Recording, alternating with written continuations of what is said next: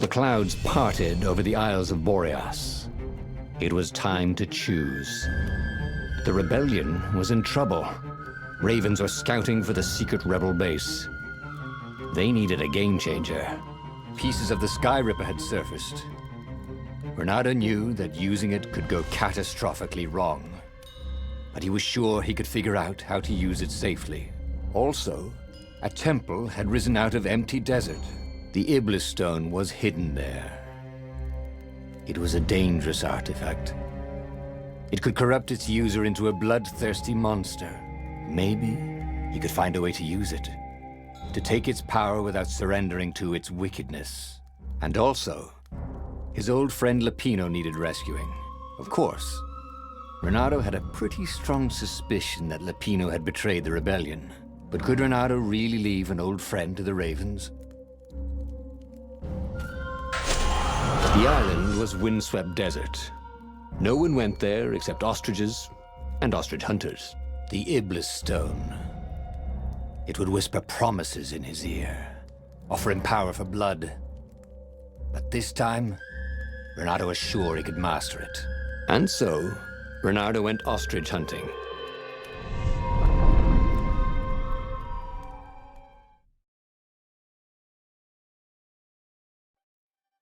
Every child could sing verses about the Sky Ripper, but ancient codices held hints of other things. A stone that ate souls, a ruby that drank blood, a jewel only a righteous man could give away. Were all these things the Iblis stone? Long hidden in a buried temple? Another ancient item that was only resurfacing now? Drawn up from the deeps by the Emperor's horrific rituals?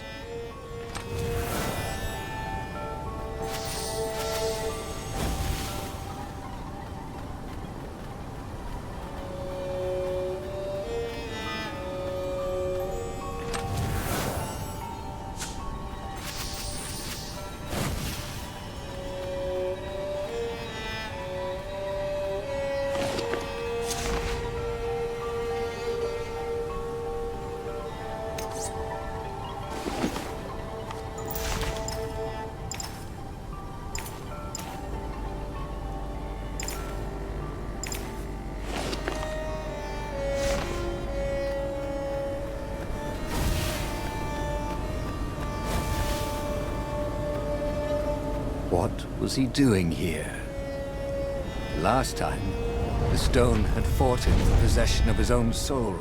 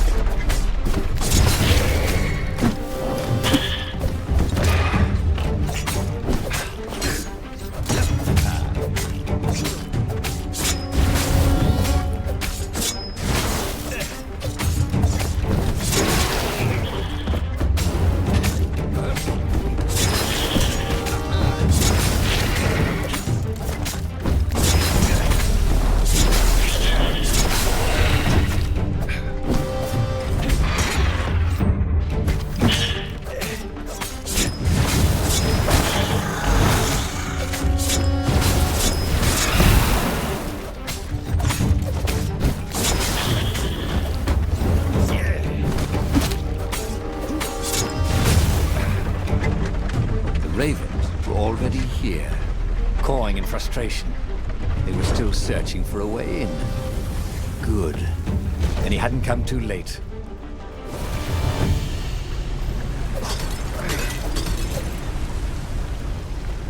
There had to be something useful in these things, didn't there?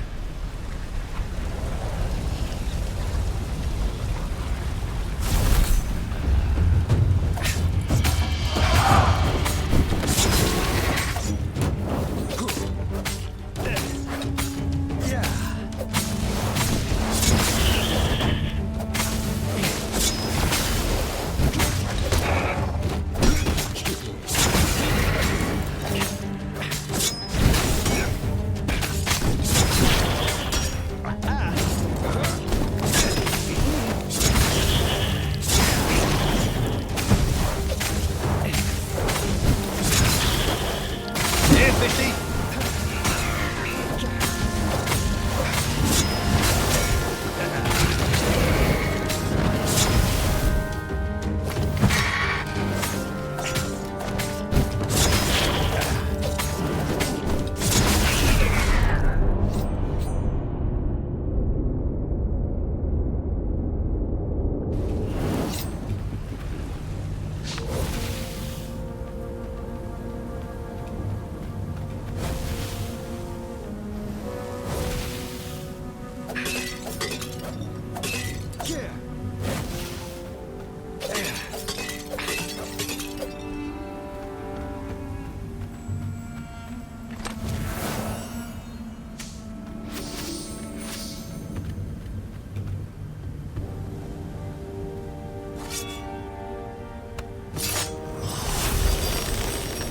What's behind door number 2?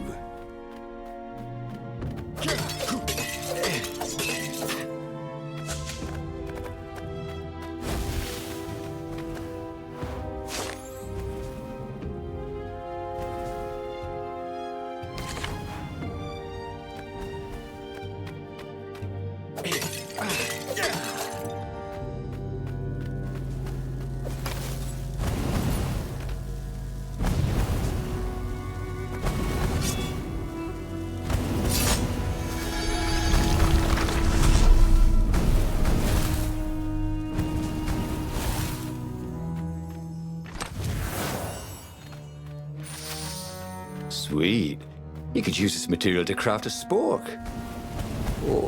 Or a sword.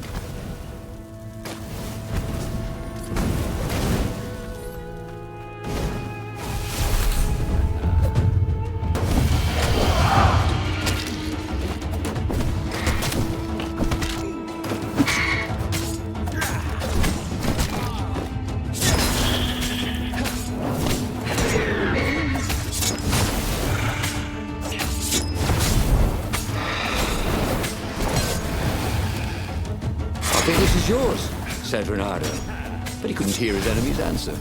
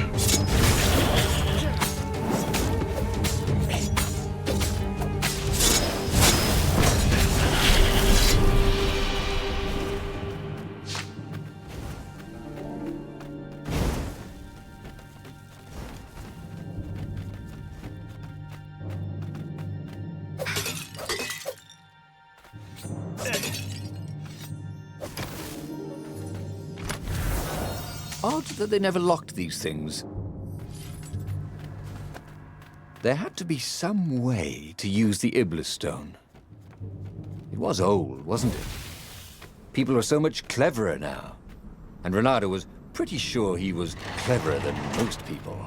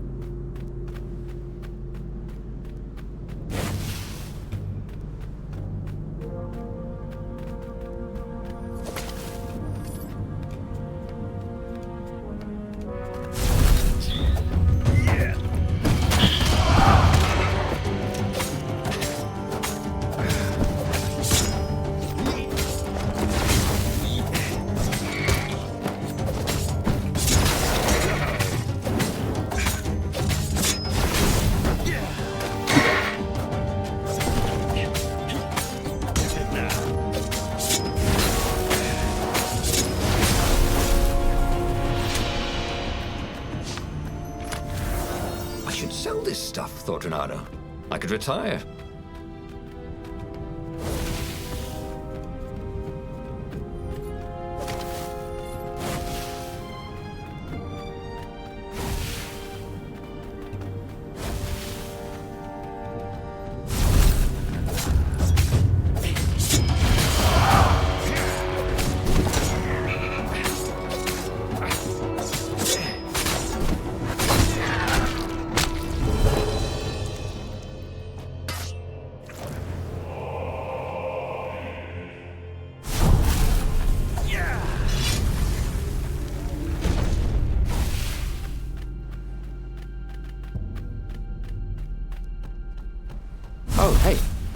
couple of red spots on your feathers. Oh, wait.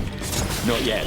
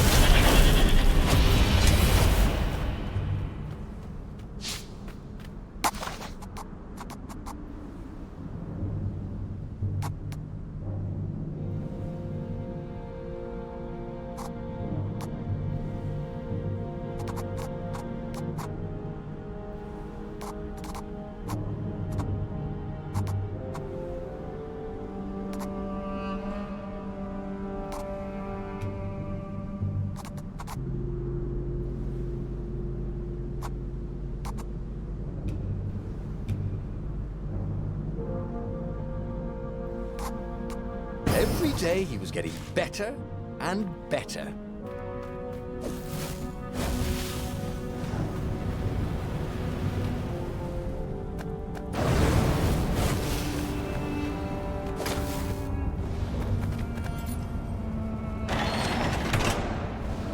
The Ravens at least could not get past this point. Obviously, the temple builders knew how to deal with tomb raiders.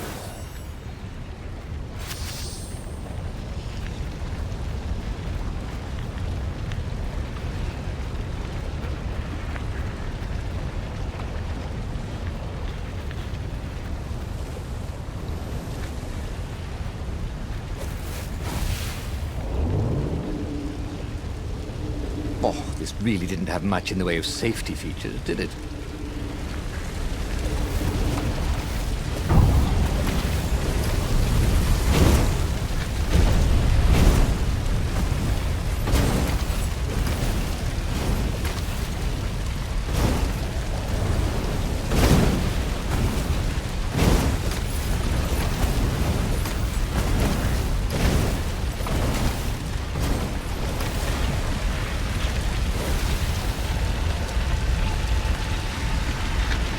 It was a stone of the purest blackness.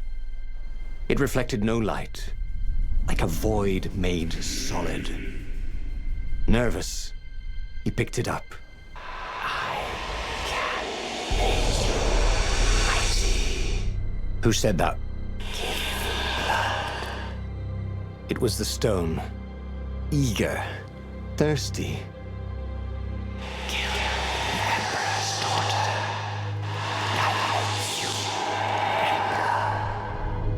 That seemed tempting and terribly wrong. Zenobia was the Emperor's greatest general and a potent witch. But they had been close once, and he had a sneaking suspicion the gem would try to control him. Why not capture the core of Sky Ripper instead? It was the eye of a lost god torn out by the transcendent Emperor to power his greatest weapon. Not the core, said the stone anxiously.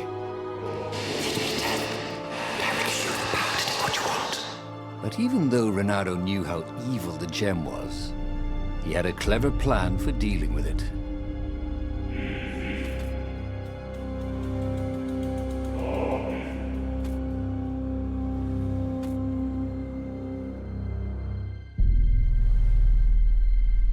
The gem could give great power, but it was evil. But Renato had a plan. He would divide the stone into the power half and the evil half. He sought out the sage Calaveras. Oh, you need a mirror of splitting. Croaked Calaveras. I can make one. Calaveras set up various shiny things. And soon Renato was setting the stone down in the middle of Calaveras' lab. There was a flash, and now Renato was looking at himself. Except with a mustache, and a goatee and darker hair. There were two Iblis stones, one light and one dark. Renato took the light one. He felt a rush of great power. Now I could defeat the Emperor.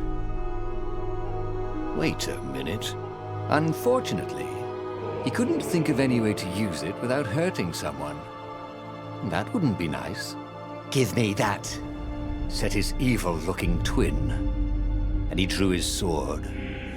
He only got it halfway out of the scabbard when he fainted from the effort. Obviously, neither weak, evil Reynardo nor powerful, nice Reynardo was any threat to the Empire. After the Emperor's victory, they were exhibited in a museum until time ended, which was soon after. He had tried something bold and paid the price for it.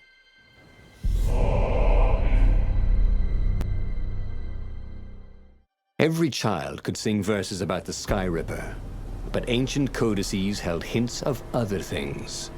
A stone that ate souls, a ruby that drank blood, a jewel only a righteous man could give away. Were all these things the Iblis stone? Long hidden in a buried temple? Another ancient item that was only resurfacing now? Drawn up from the deeps by the Emperor's horrific rituals?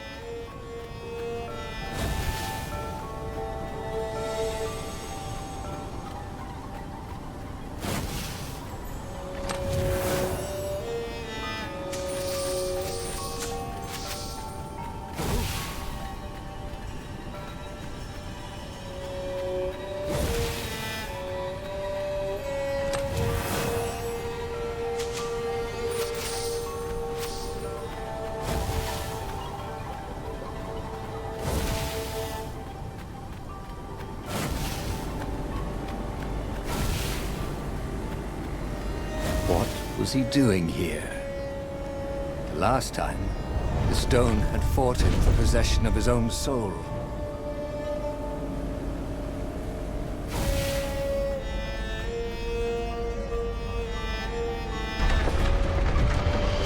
Now, before I kill you guys, Miranda said, do any of you know where I can get a good smoothie around here?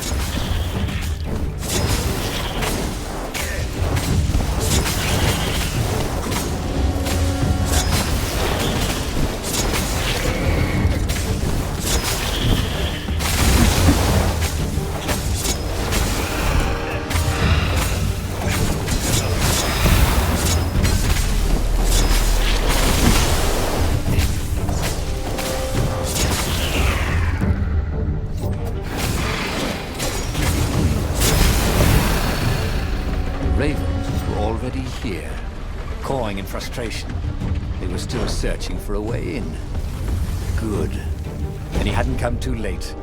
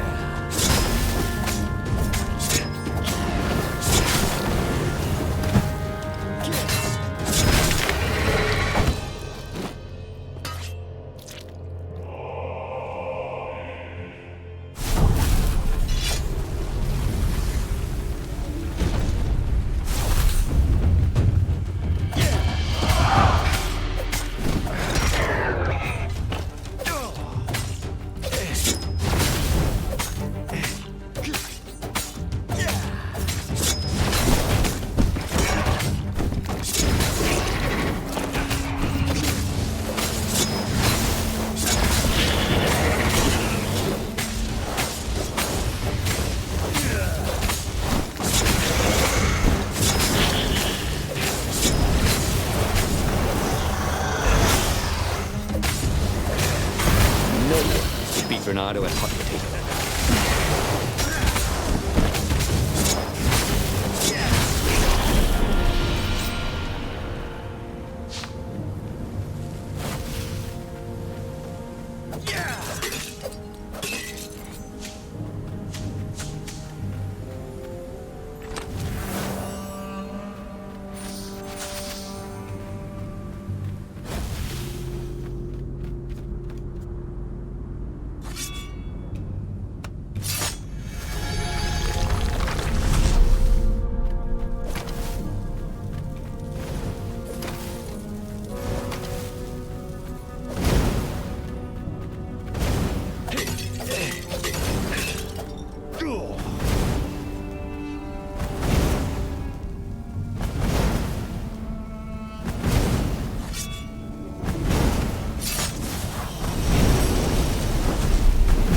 door been opened before?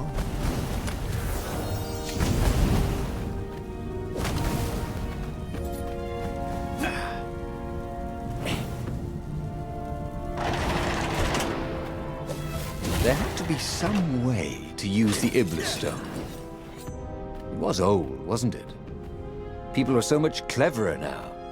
And Renato was pretty sure he was cleverer than most people.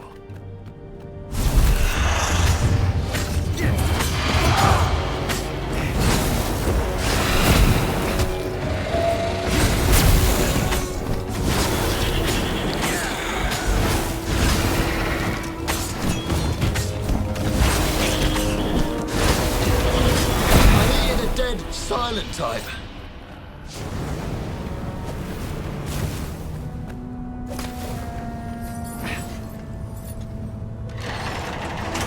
The Ravens at least could not get past this point. Obviously, the temple builders knew how to deal with tomb raiders.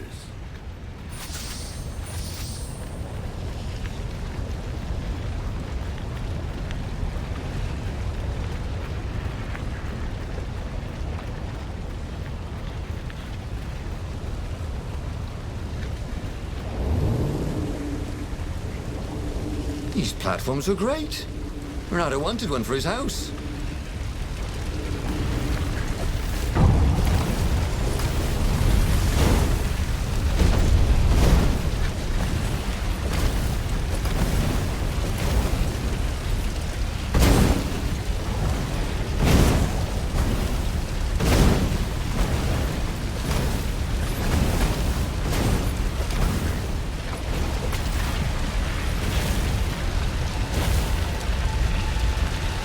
It was a stone of the purest blackness. It reflected no light, like a void made solid. Nervous, he picked it up.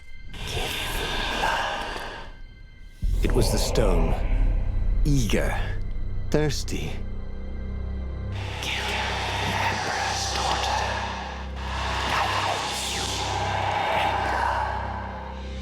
That seemed tempting and terribly wrong. Zenobia was the Emperor's greatest general and a potent witch. But they had been close once. And he had a sneaking suspicion the gem would try to control him. Why not capture the core of Skyripper instead? It was the eye of a lost god torn out by the transcendent Emperor to power his greatest weapon. What's the core?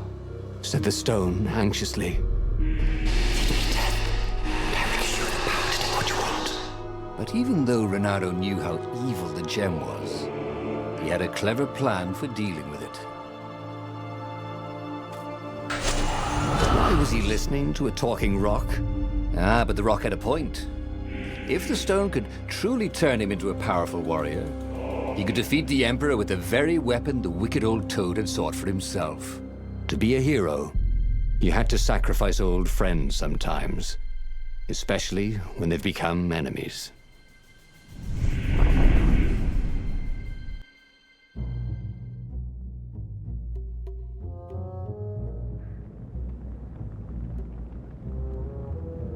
As he placed the impossibly black crystal in his gauntlet, Renato had a sudden vision.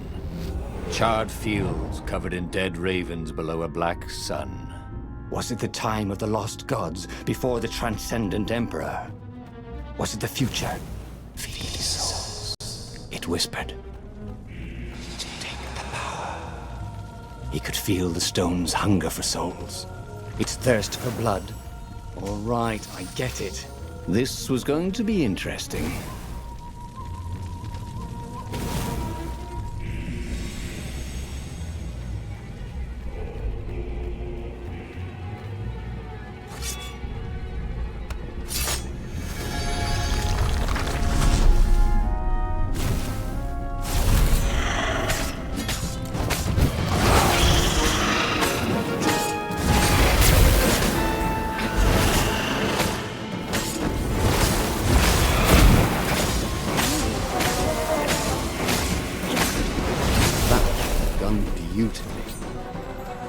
Bard when you needed one.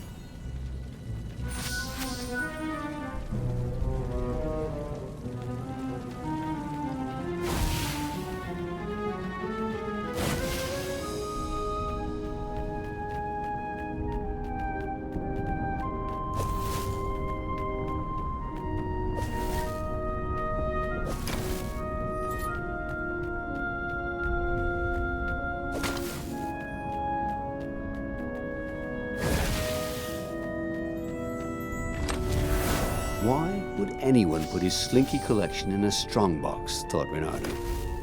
Were they magic slinkies? Oh, there was something else.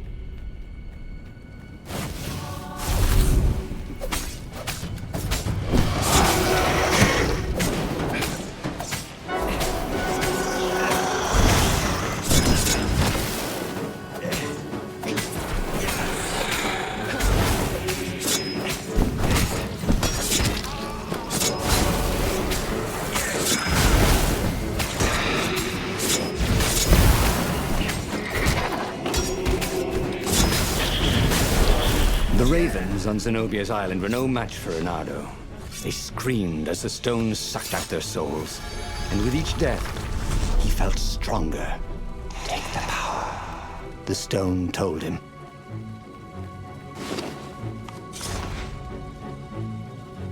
Now he could slice the wings off a fly in the air. Not that he would. It's sort of mean, really.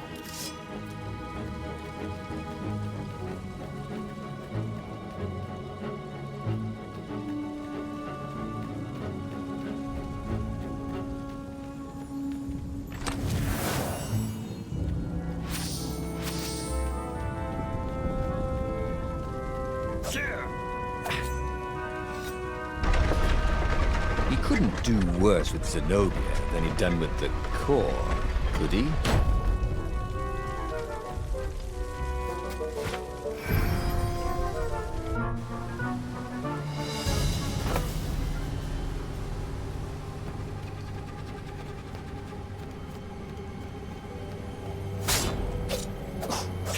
These things really slice like ham.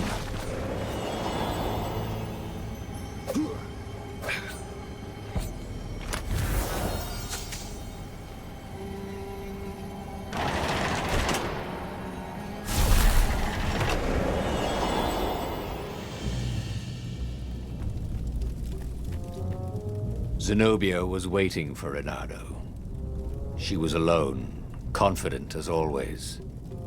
Fire danced at the tips of her claws. Are you here to surrender? She seemed as cocksure as he felt. But she didn't know he had the stone. And I've missed you too, love. He chuckled.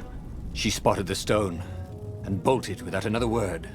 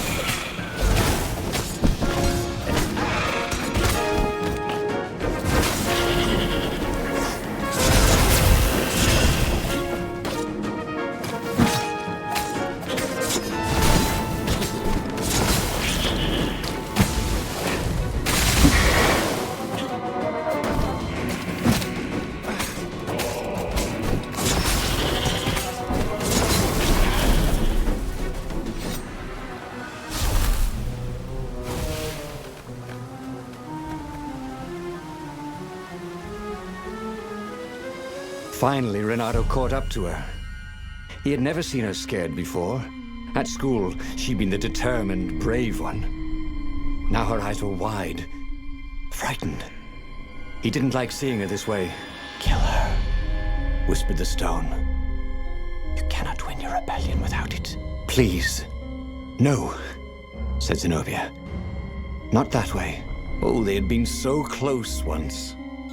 Could he really feed her soul to his demonic gem? But if he spared her, he would not get the full power of the stone. Oh, how could he be the hero he wanted to be?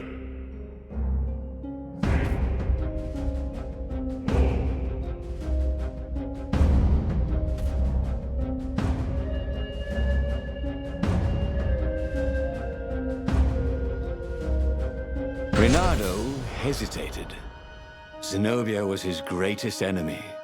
She was the Emperor's daughter and his greatest general, and the single person Renato least wanted to remove from this world, especially that way. She was holding her arms out before her, hands fluttering, fending him off with hopeless urgency. Nope. She was weaving a spell. He couldn't move. This thing is evil, she said.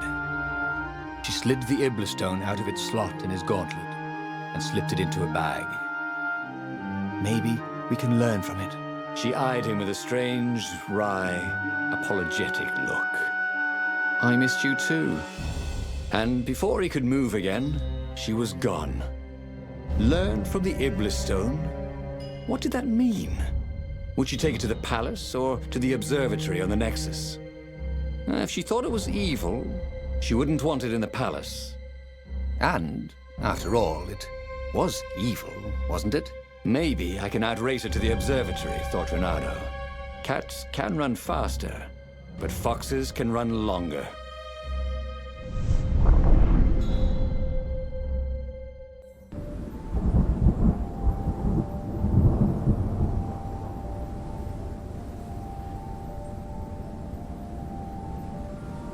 Renato felt a little sick.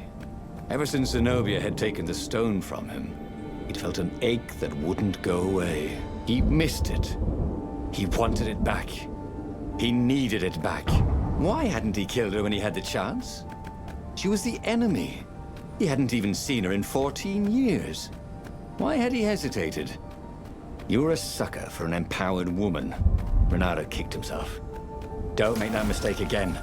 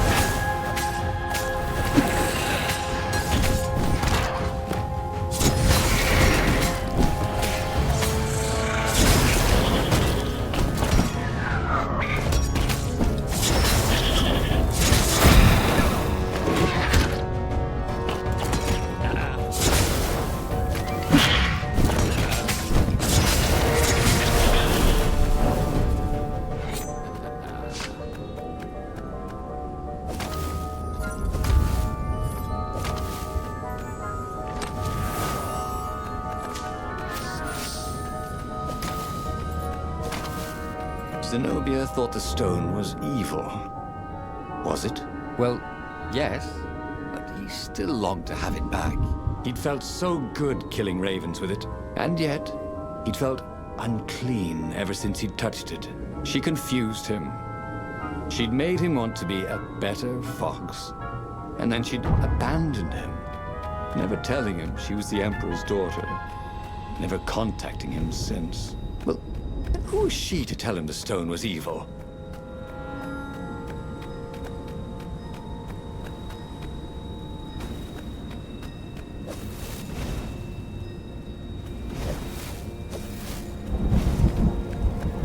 This would be the perfect place for a tic-tac-toe board.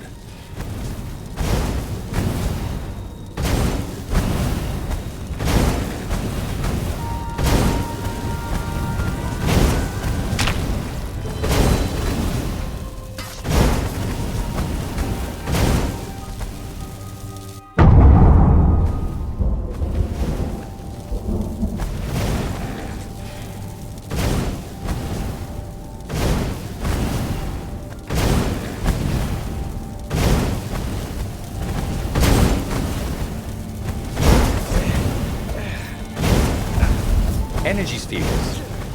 Easy to dodge, but boy do they sting if you didn't pay attention.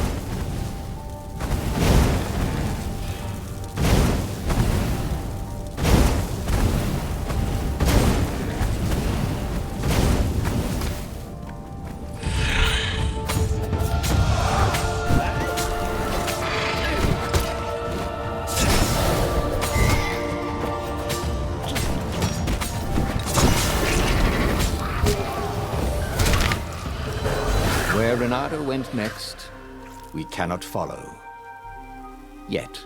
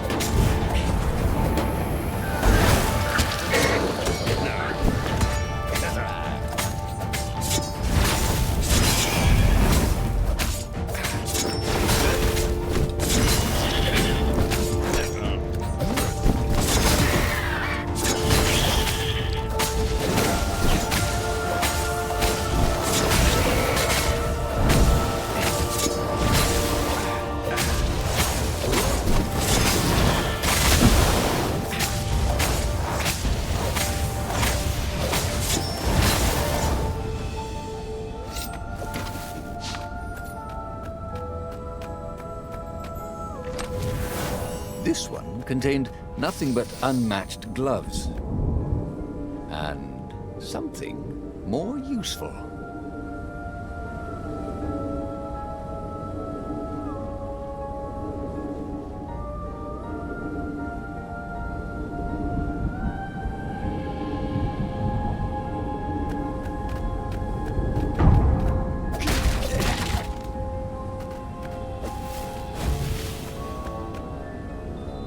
The scientist's toes were pointing arcane instruments at the stone and looking at it through prisms and reflections. "Mine," said Reynardo as he took back the stone. "Well, we need it for science," croaked the toads. So he killed them. He felt better immediately. Smarter, too. "I thought you'd never come for me," whispered the stone. Then, a far speaker toad croaked in something like Zenobia's voice. Reynardo, leave the stone with the toads. It will swallow your soul. You'll kill everyone you love. That did seem vaguely familiar. But Reynardo had an army to lead, an empire to bring down.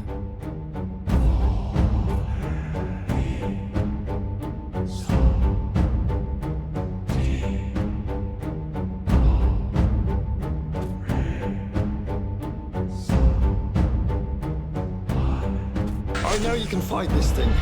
Zenobia continued in the far speaker's croak. You let me live. You know how evil it is. It will destroy you, Reynardo.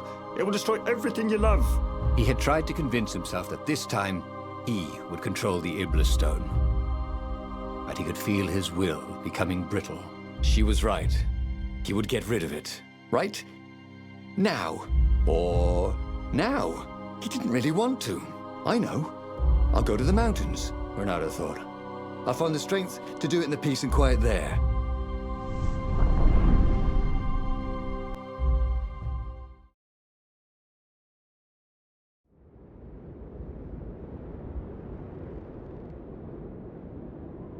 As the Farfarer landed at the foot of the mountains, Reynardo was surprised to find Lapino there. "What are you doing here?"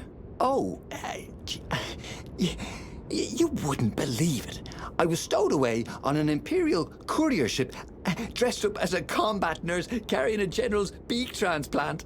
"This is not a great time," said Reynardo, who was pretty sure he did not, in fact, believe Lapino's story. That's when you need your friends, said Lapino. "I just need some peace and quiet," said Reynardo, and grimly set out on the path.